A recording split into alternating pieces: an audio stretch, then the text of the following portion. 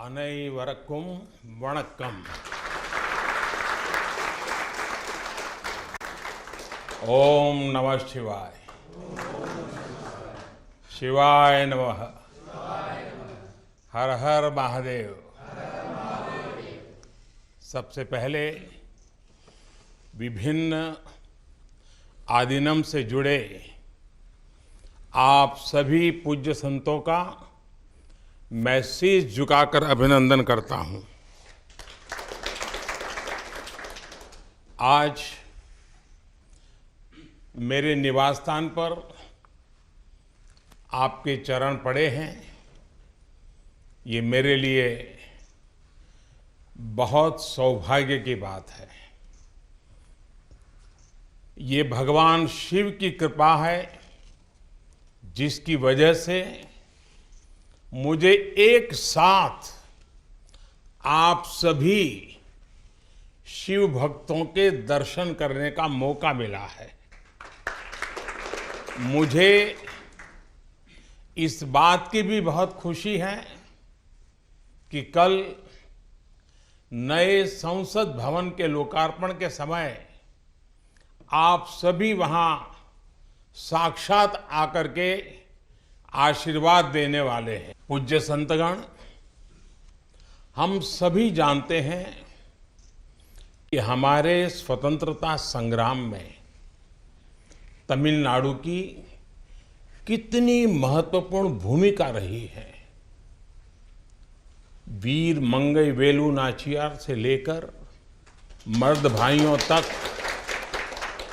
सुब्रमण्यम भारती से लेकर नेताजी सुभाष चंद्र बोस के साथ जुड़ने वाले अनेकों तमिल लोगों तक हर युग में तमिलनाडु भारतीय राष्ट्रवाद का गढ़ रहा है.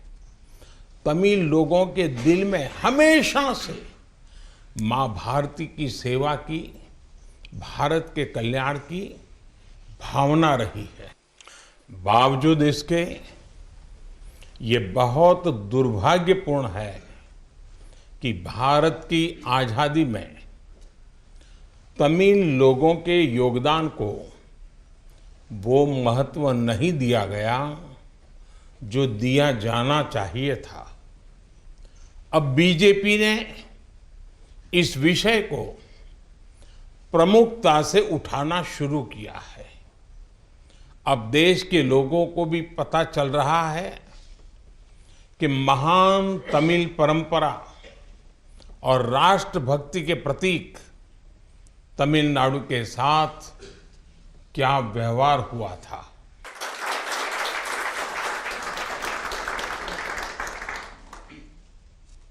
जब आजादी का समय आया तब सत्ता के हस्तांतरण के प्रतीक को लेकर प्रश्न उठा था. इसके लिए हमारे देश में अलग अलग परंपराएं रही हैं, अलग अलग रीति रिवाज भी रहे हैं. लेकिन उस समय राजाजी और आदीनम के मार्गदर्शन में हमें अपनी प्राचीन तमिल संस्कृति से एक पुण्य मार्ग मिला था. ये मार्ग था सेंगोल के माध्यम से सत्ता हस्तांतरण का. तमिल परंपरा में शासन चलाने वाले को सेंगोल दिया जाता था. सेंगोल इस बात का प्रतीक था कि उसे धारण करने वाले व्यक्ति पर देश के कल्याण की जिम्मेदारी है और वो कभी कर्तव्य के मार्ग से विचलित नहीं होगा. सत्ता हस्तांतरण के प्रतीक के तौर पर तब 1947 में 1947 में पवित्र तिरुवावड़ुतुरई आदीनम द्वारा एक विशेष सेंगोल तैयार किया गया था. आज उस दौर की तस्वीरें हमें याद दिला रही हैं कि तमिल संस्कृति और आधुनिक लोकतंत्र के रूप में भारत की नियति के बीच कितना भावुक और आत्मीय संबंध रहा है। आज उन गहरे संबंधों की गाथा इतिहास के दबे हुए पन्नों से बाहर निकलकर एक बार फिर जीवंत हो उठी है। इससे उस समय की घटनाओं को समझने का सही दृष्टिकोण भी मिलता है और इसके साथ ही हमें ये भी पता चलता है कि सत्ता के हस्तांतरण के इस सबसे बड़े प्रतीक के साथ क्या किया गया। मेरे देशवासियों, आज मैं राजा जी और विभिन्न आदीनम की दूरदर्शिता को भी विशेष तौर पर नमन करूंगा। आदीनम के एक सेंगोल ने भारत को सैकड़ों वर्षों की गुलामी के हर प्रतीक से मुक्ति दिलाने की शुरुआत कर दी थी। जब भारत की आजादी का प्रथम पल आया, आजादी का प्रथम पल, वो क्षण आया, तो ये सेंगोल ही था जिसने गुलामी से पहले वाले कालखंड और स्वतंत्र भारत के उस पहले पल को आपस में जोड़ दिया था। इसलिए इस पवित्र सेंगोल का महत्व सिर्फ इतना ही नहीं है कि ये 1947 में हस्तांतरण का प्रतीक बना था। इस सेंगोल का महत्व इसलिए भी है क्योंकि इसने गुलामी के पहले वाले गौरवशाली भारत से, उसकी परंपराओं से स्वतंत्र भारत के भविष्य को कनेक्ट कर दिया था। अच्छा होता कि आजादी के बाद इस पूज्य सेंगोल को पर्याप्त मान सम्मान दिया जाता, इसे गौरवमय स्थान दिया जाता, लेकिन ये सेंगोल प्रयागराज में आनंद भवन में वॉकिंग स्टिक यानी पैदल चलने पर सहारा देने वाली छड़ी कहकर प्रदर्शनी के लिए रख दिया गया था। आपका ये सेवक और हमारी सरकार अब उस सेंगोल को आनंद भवन से निकाल कर लाई है। आज आजादी के उस प्रथम पल को नए संसद भवन में सेंगोल की स्थापना के समय हमें फिर से पुनर्जीवित करने का मौका मिला है। लोकतंत्र के मंदिर में आज सेंगोल को उसका उचित स्थान मिल रहा है। मुझे खुशी है कि अब भारत की महान परंपरा के प्रतीक उसी सेंगोल को नए संसद भवन में स्थापित किया जाएगा। ये सेंगोल इस बात की याद दिलाता रहेगा कि हमें कर्तव्य पथ पर चलना है, जनता जनार्दन के प्रति जवाबदेह बने रहना है।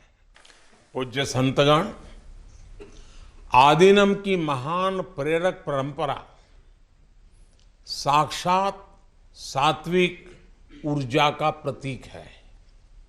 आप सभी संत शैव परंपरा के अनुयायी हैं।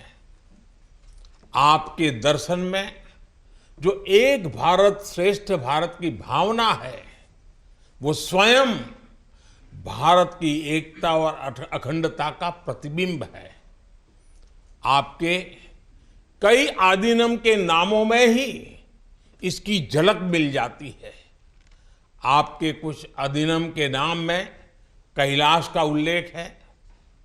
ये पवित्र पर्वत तमिलनाडु से बहुत दूर हिमालय में है, फिर भी ये आपके हृदय के करीब है। शैव सिद्धांत के प्रसिद्ध संतों में से एक तिरुमूलर के बारे में कहा जाता है कि वो कैलाश पर्वत से शिव भक्ति का प्रसार करने के लिए तमिलनाडु आए थे। आज भी उनकी रचना तिरुमंदिरम के श्लोकों का पाठ भगवान शिव की स्मृति में किया जाता है। अपर, समंदर, सुंदरर और माणिका वासगर जैसे कई महान संतों ने उज्जैन, केदारनाथ और गौरीकुंड का उल्लेख किया है। जनता जनार्दन के आशीर्वाद से आज मैं महादेव की नगरी काशी का सांसद हूं, तो आपको काशी की भी बात बताऊंगा। धर्मपुरम आदीनम के स्वामी कुमार गुरुपरा तमिलनाडु से काशी गए थे। उन्होंने बनारस के केदार घाट पर केदारेश्वर मंदिर की स्थापना की थी। तमिलनाडु के तिरुपन्नदारु में काशी मठ का नाम भी काशी पर रखा गया है। इस मठ के बारे में एक दिलचस्प जानकारी भी मुझे पता चली है। कहा जाता है कि तिरुपन्नदारु का काशी मठ तीर्थ यात्रियों को बैंकिंग सेवाएं उपलब्ध कराता था। कोई तीर्थ यात्री तमिलनाडु के काशी मठ में पैसे जमा करने के बाद काशी में प्रमाण पत्र दिखाकर वो पैसे निकाल सकता था। इस तरह शैव सिद्धांत के अनुयायियों ने सिर्फ शिव भक्ति का प्रसार ही नहीं किया, बल्कि हमें एक दूसरे के करीब लाने का कार्य भी किया। पूज्य संतगण, सैकड़ों वर्षों की गुलामी के बाद भी तमिलनाडु की संस्कृति आज भी जीवंत और समृद्ध है, तो इसमें आदीनम जैसी महान और दिव्य परंपरा की भी बड़ी भूमिका है। इस परंपरा को जीवित रखने का दायित्व संत जनों ने तो निभाया ही है, साथ ही इसका श्रेय पीड़ित, शोषित, वंचित सभी को जाता है कि उन्होंने इसकी रक्षा की, उसे आगे बढ़ाया। राष्ट्र के लिए योगदान के मामले में आपकी सभी संस्थाओं का इतिहास बहुत गौरवशाली रहा है। अब उस अतीत को आगे बढ़ाने, उससे प्रेरित होने और आने वाली पीढ़ियों के लिए काम करने का समय है। पूज्य संतगण, देश ने अगले 25 वर्षों के लिए कुछ लक्ष्य तय किए हैं। हमारा लक्ष्य है कि आजादी के 100 साल पूरे होने तक एक मजबूत, आत्मनिर्भर और समावेशी विकसित भारत का निर्माण हो। 1947 में 1947 में आपकी महत्वपूर्ण भूमिका से कोटि कोटि देशवासी पुनः परिचित हुए हैं। आज जब देश 2047 के बड़े लक्ष्यों को लेकर आगे बढ़ रहा है, तब आपकी भूमिका और महत्वपूर्ण हो गई है। आपकी संस्थाओं ने हमेशा सेवा के मूल्यों को साकार किया है। आपने लोगों को एक दूसरे से जोड़ने का, उनमें समानता का भाव पैदा करने का बड़ा उदाहरण पेश किया है। भारत जितना एकजुट होगा उतना ही मजबूत होगा। इसलिए हमारी प्रगति के रास्ते में रुकावटें पैदा करने वाले तरह तरह की चुनौतियां खड़ी करेंगे। जिन्हें भारत की उन्नति खटकती है, वो सबसे पहले हमारी एकता को ही तोड़ने की कोशिश करेंगे। लेकिन मुझे विश्वास है कि देश को आपकी संस्थाओं से आध्यात्मिकता और सामाजिकता की जो शक्ति मिल रही है, उससे हम हर चुनौती का सामना कर लेंगे। मैं फिर एक बार, आप मेरे यहां पधारे, आप सबने आशीर्वाद दिए, ये मेरा सौभाग्य है। मैं फिर एक बार आप सबका हृदय से आभार व्यक्त करता हूं, आप सबको प्रणाम करता हूं। नए संसद भवन के लोकार्पण के अवसर पर आप सब यहां आए और हमें आशीर्वाद दिया, इससे बड़ा सौभाग्य कोई हो नहीं सकता है। और इसलिए मैं जितना धन्यवाद करूं उतना कम है। फिर एक बार आप सबको प्रणाम करता हूं। ओम नमः शिवाय। वणक्कम।